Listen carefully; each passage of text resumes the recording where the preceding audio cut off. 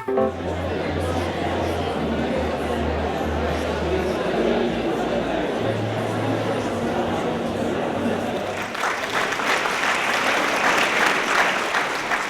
believe that the dialogue between the leaders of today and those who aspire to work with them tomorrow and possibly to replace them one day, that this dialogue is extremely valuable to both parties. The complex and very wide subject on migrations is a subject where today, among the great today's challenges for governments, in which we have the largest gap between perception and factual reality. Today, more than 65 million people around the world are displaced from their homes.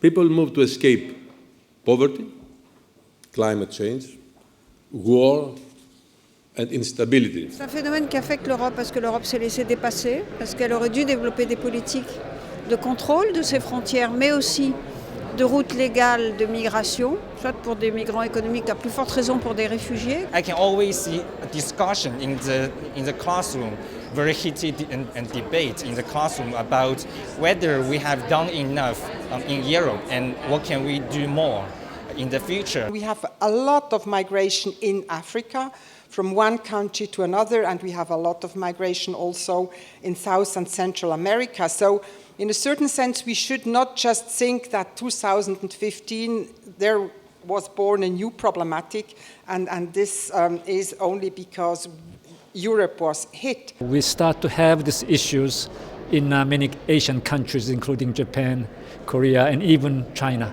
So it's a future topic for Asia.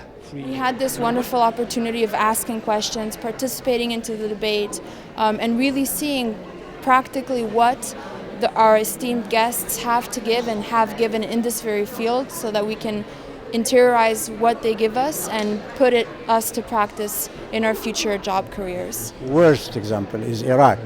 The intervention in Iraq has destroyed Iraq and destabilized the entire country, and it didn't solve very much there. So make sure that what you do helps the country and the people and not create more problems for them. I can tell you, you will be a force into next years, and that's why I think that's very important, the type of work we are doing today together. Migrants are now in Africa contributing more in terms of bringing financial inflows back in the continent than public aid. So it's something important. These are the common areas where people see a threat in the foreigners, right? They're going to take my job. They're going to bring insecurity, and they'll threaten my values and my identity. This is really the most common areas. Politicians have already taken ownership of those fears and utilized them for their own purposes. I think that we also need to enter that debate with messages, rational messages that explain why refugees in particular, in the case of my organization, are not a threat. We have waited far too long before really engaging. Not with the convinced, as we usually do, but with the unconvinced that in the end determine political trends in this continent and elsewhere. Sciences Po.